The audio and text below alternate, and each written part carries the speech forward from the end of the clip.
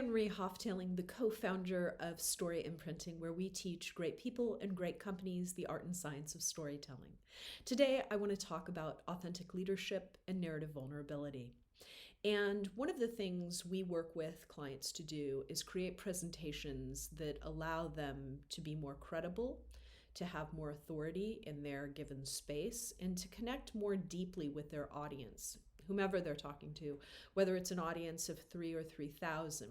And one of the ways we do that is by helping them mine really important stories that can really land. There is a tendency to want to present a really shiny version of ourselves, the one that is always winning, the one that always gets up, the one that has, exceeded expectations and won the prize. What I want to encourage all of you to do is to look towards your struggles. Have you ever been fired? Have you ever lost your way? Have you ever made a poor decision? Have you ever been given really rough feedback? Have you ever struggled with something personally in the middle of your professional life?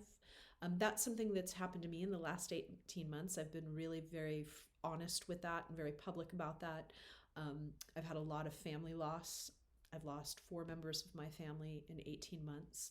And I find a way to thread that in when it is appropriate, when I'm talking about compassion, when I'm talking about seeing people, when I'm talking about giving people the benefit of the doubt because you don't understand the invisible wound that everyone is carrying. We are all sort of broken in our own way. So what I want to invite you to think about after listening to this hat chat is, in what ways are you kind of holding back? In what ways are you really crafting your story that doesn't allow anyone to see your truth? Because here's the big surprise, and here's the big challenge.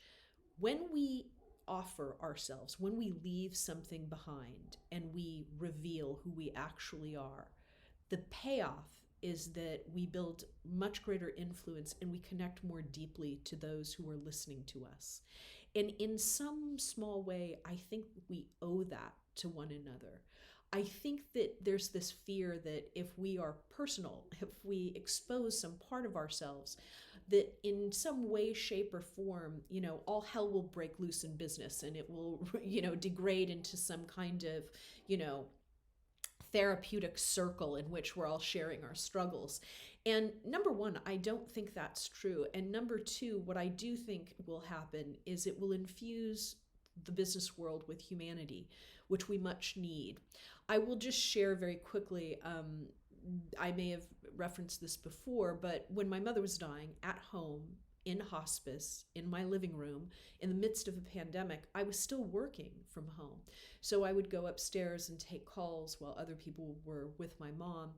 And I would have to tell them, before we get too far into this call, my mother is dying downstairs and I may be taken away from this call. So I just want to be very frank with you so you know that in advance. Now, this is something that I elected to do versus saying, oh, I'm so sorry the doorbell rang, or some other garbage that was just a lie, because A, it was true. That was what was going on. And B, there is no shame around this experience. This was my human experience. It didn't stop me from working. It didn't stop me from being excellent at what I did. And these things were existing in consort. What I want to tell you is the response I had was sort of staggering. People would thank me and people would say to me, when my father was dying, I would go into the bathroom at work every day and cry alone so that nobody knew I was struggling. And I ask you, is that the world you want to build, where somebody is in your building, somebody you work beside is struggling in isolation, in a stall, in a bathroom, because they're ashamed at their own suffering and pain? I don't think that's a world I want to exist in. And I think we can be wildly successful and care about the bottom line and be productive and produce and do all of those things when we make room for one another's humanity. So that's my invitation to you.